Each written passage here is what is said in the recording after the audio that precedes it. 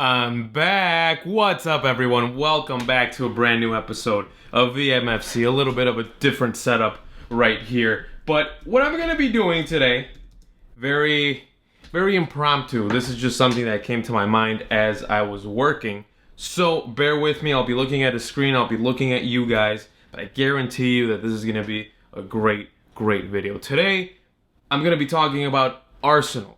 Is this the beginning of a golden era at Arsenal? We all know what happened at the beginning of the season with the almighty Arsenal. They lost Unai Emery lost them. We know what happened. We know it was a disaster. It sucked. It was bad. Arsenal fans probably do not want to be reminded about what happened with Unai Emery. Then there was a bit of a gap between Unai Emery's tenure and this guy in charge. We'll talk about him in a little bit. You guys might not even remember who that guy in the middle of these two tenures is. Freddie Youngberg. He came in, and, nothing really happened. Granted, he was an interim coach. I was going to say champion. This isn't the UFC. He was an interim coach. He was only a Band-Aid over the mess that Arsenal was.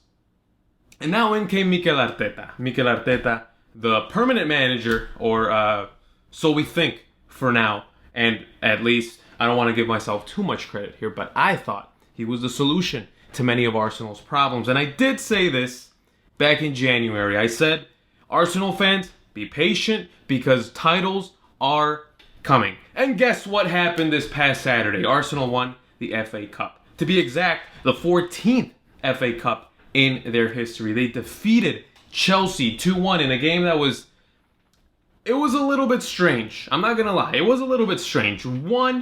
Chelsea scored right away. Christian Pulisic, the best player in all of CONCACAF. Probably the best player in all... okay. I don't want to get too crazy. I was going to say the best player in all of the Americas, but I think I forgot Lionel Messi exists. But anyway, continuing. The game was a little bit strange. Chelsea came back and... came in and they scored very early on in the game. And it looked, for Arsenal at least, like, here we go again. This is Baku all over again. And I remember reading those tweets after 5 minutes had been played in that game. I read a lot of those tweets from Arsenal Twitter, and it was actually kind of funny. I'm not going to lie. It was kind of funny, but whatever. I'm going to get my bag really quick because this is what happens. This is what happens when you're not structured and when you are not fully prepared. Why do I have so many napkins in my bag? Anyway, then Azpilicueta gives away a very silly penalty. An incredibly silly penalty. Which, if you're watching this game on TV, which everyone is, we can't go into the stadiums to watch these games. But when you're watching the game on TV, and you see the ball is being put in orbit, and Pierre-Emerick Aubameyang is making the run, being guarded by Azpilicueta, and Pierre-Emerick Aubameyang. Why am I calling him by his full name? Aubameyang, Obama Bloodclat Yang, whatever they call him over in London. He gets in front of Azpilicueta, waits for the ball to bounce a couple times, doesn't really do anything, doesn't attack the ball, doesn't extend his leg to control it. He just kind of stays there, but puts his weight against Azpilicueta. What did Azpilicueta seriously think was going to happen? A penalty. Of course, it was going to happen. And sure enough, it happened. A soft penalty, but it happened. And Arsenal scored that. Pierre-Emerick Aubameyang. Here I go calling him by his full name again. Aubameyang scored. Kids, if you're watching this, I hope you go back and watch Aubameyang's penalty against Chelsea. That is how you take a penalty. You shoot it to the side netting. The goalie, unless he's like 6'11", unless it's like LeBron James at goalie, there's no way a regular-sized goalkeeper, granted they're like 6'1", 6'2", a regular-sized goalkeeper, is going to get that. No way. Impossible. It's not going to happen. Great penalty by Aubameyang, 1-1 Arsenal. And it looked like Arsenal was getting a little bit of momentum back. They played better in that last part of the first half, and then in the second half, Chelsea had a few opportunities. It was a little bit back and forth, but finally Arsenal. Aubameyang, my goodness, what a goal. What a goal by Pierre-Emerick Aubameyang. Why do I keep calling him by his full name? I don't understand. Anyway, Aubameyang, with an excellent run by Bellerin, Pepe plays him, and Aubameyang pulls a Messi against Bayern Munich. And, Aubameyang just cuts inside, chips over Willy Caballero, 2-1 Arsenal. Arsenal held on for the remainder of the game, and they won. I don't want to be this person, but had this game been under Unai Emery's tenure, maybe even under Arsene Wenger's last few years as Arsenal manager, it probably wouldn't have happened the way that it did. Again, I hate to be this person, but that's probably the truth. Are we ever going to find out? No, of course not. We're not going to find out. But the fact that Arsenal came back, and Chelsea fans can argue about the bad calls from the referee and all of that, it's fair. It's fair. I'm not going to say that you guys weren't cheated from, not cheated, but I'm not going to deny that some of the calls went the wrong way. That would be incredibly irresponsible on my behalf. But it doesn't matter. You cannot take away credit from Arsenal. They held on. This isn't the Arsenal that we know. And in many ways, this isn't the Arsenal that bottles it and makes an absolute joke out of themselves. This is a different Arsenal. Well, they kind of do. We'll talk about this in a little bit. They kind of do. They still do. But this is a different Arsenal. This is an Arsenal that just wins games. It doesn't really matter how they play. They just win games. And to some people, that's fine. Arsenal fans in particular, they just want to win. That's all they want to do. Arsenal just wants to win. They hadn't won anything important in a long, long time. I think the FA Cup, the 2017 FA Cup was the last tournament that they won. The Emirates Cup doesn't count, let's be honest. The Emirates Cup is what it is. It's a friendly tournament. I don't even know if Arsenal has won it in the last year. Probably, who knows. Anyway, Arsenal won the FA Cup. And they won it in a fashion that we aren't so used to. Usually, whenever we watch Arsenal is a fun team to watch. But Mikel Arteta knows. He's like, I want to play like Manchester City, but I'm not even close to having the squad that Manchester City has. So I got to be smart about it. And he has been very smart about it. He found a system in which David Luiz isn't a liability defensively. He got rid of David Luiz's younger brother, Matteo Guendouzi, which I don't see it with Matteo Guendouzi. I'm sorry, guys. I don't see it. He's not a player that I would fight for. He's not a player that I would put up with his crap. And he does bring a lot of crap. I would not put up with any of that. He doesn't provide anything truly special. Yeah, he's gritty. And he likes to play in chaos and all that stuff. Yeah, that's fine. Congratulations. Good for you. I don't want you in my team. Mikel Arteta clearly doesn't want him in his team either. So he kicked him out. I still think that he found the slightest, not that what he said to Neil Maupay was slight or was, something minor. He told him that. He pretty much called him a broke you-know-what. But I think Arteta was just finding something to get rid of Guendouzi, and he did. Surely he's not going to play for Arsenal next season, which next season starts like next month. And he just found the structure. He found a way for Pepe, Aubameyang, and Lacazette to all play together. Aubameyang on the left, Pepe on the right. Lacazette doing whatever he has to do, playing similar to Firmino, to Giroud, to Benzema. These guys don't have to score all the goals, but they do provide a lot with their movement, with their assists. So this is a new breed of striker, the striker that doesn't score all the goals. More, what he actually does is create a lot of the chances. And Mikel Arteta found that. So that is a big, big ups to Mikel Arteta and finding that new way of playing for the mighty Arsenal. And I don't want to get too carried away. I just posed this question at the top of this video to just kind of get you guys going and thinking, not going. That sounded wrong. Anyway, I just wanted to get you guys thinking. Is this the beginning of a golden era at Arsenal? Me personally, I think that this is the changing of the mentality of Arsenal, at least for the last couple of years. It was very mediocre for Arsenal.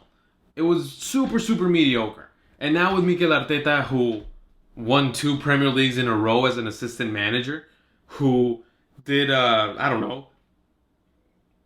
the freaking domestic treble last season, and was still part of Manchester City in the first half, or in the first part of the 1920 season. Guys, I don't even know what point I was trying to make there. Arteta, he's a winner. A recent winner, at least, and he was with winners. And he won a lot. So that's what he's bringing to Arsenal. Again, he's very honest with himself and with his squad. He knows that he's a young manager. He knows that the team isn't as great, so that's why, or the squad isn't as great. The team is becoming better, but the squad, my goodness, my hard drive almost fell.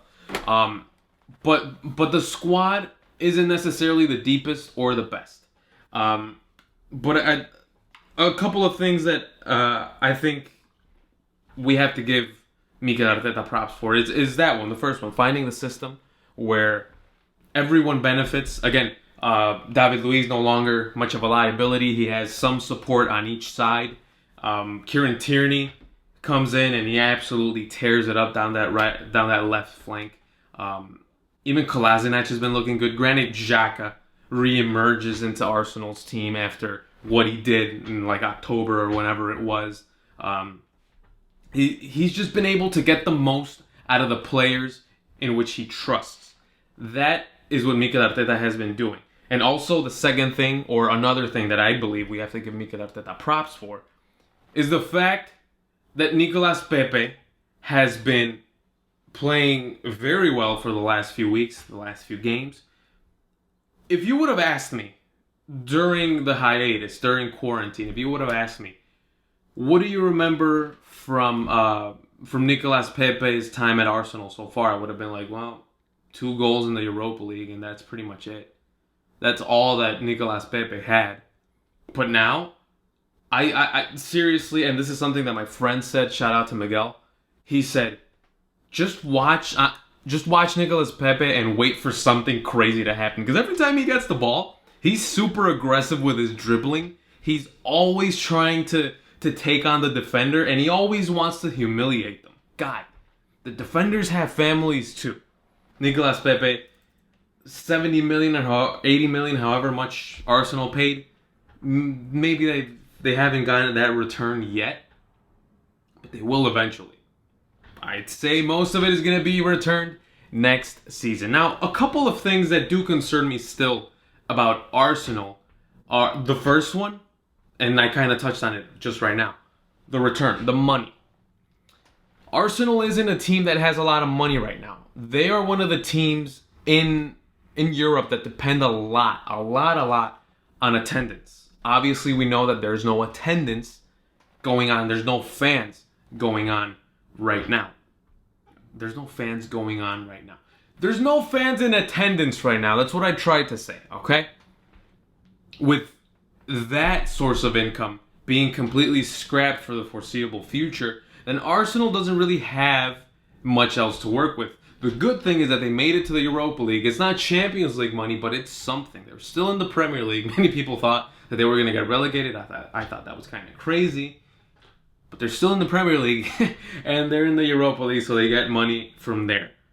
That's not a lot, though. I think the last time I heard it was like 40 million euro transfer budget, or 40 million pound transfer budget. That's nothing. You can get like a solid center back, if that. So there's going to be a lot of swap deals. Surely Guendouzi is out. Probably Mesut Ozil is out, who, by the way, non-factor. One of the most overrated players I have ever seen in my entire life. Had one good season with Arsenal. Everyone praised them. Hasn't done anything since. It is what it is. I'm sorry, Mesut Ozil fans. Anyway, that's how they're going to get their money, Arsenal. But the problem is, who's going to want to buy? Because most teams are in that same situation. They don't have that money. They don't have the income that fans provide. So it is a little tough. It is a little tough for all parties, especially for Arsenal, who has a very small transfer budget compared to the rest of the competition, or the top tier in the Premier League. And the second thing that concerns me is the instability / inconsistency with some of the results. I was watching the Arsenal-Liverpool game live, and I saw a very gritty Arsenal. No looking back. No fear really in this team.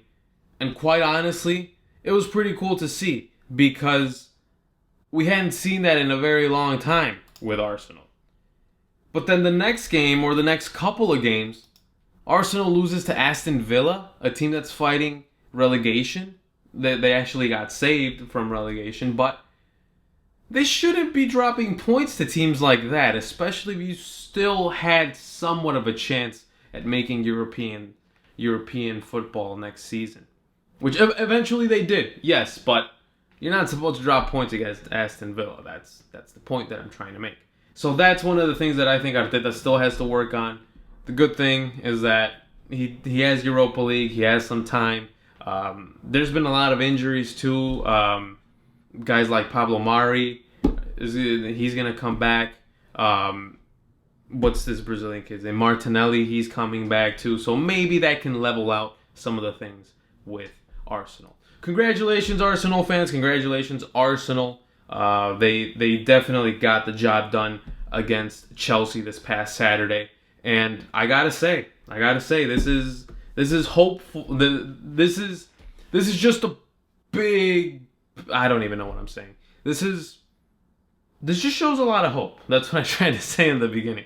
It shows a lot of hope for Arsenal's future, and I truly think that this is the beginning of something really, really nice over at the Emirates. That's it for me, ladies and gentlemen. In case you forgot, my name is Alex Pérez. I still do this. I had just been gone for a little bit, but I'm back. I like this structure a little bit more. It's more, wherever the inspiration comes from. That's what I'm going to be doing. And these pictures don't want to download. Apple, you have to do something about transferring pictures from an SD card to a hard drive. Or I might just have the wrong tools, I don't know, but please do something about it. This is freaking annoying, especially when transferring pictures from an SD card to a hard drive is a big part of your job. Anyway, I'll stop complaining. Thank you all so much for watching. I hope you didn't forget about me. I'm not going to promise that I'll see you next week, but we'll be hopeful that I will see you all next week. Take care. Goodbye.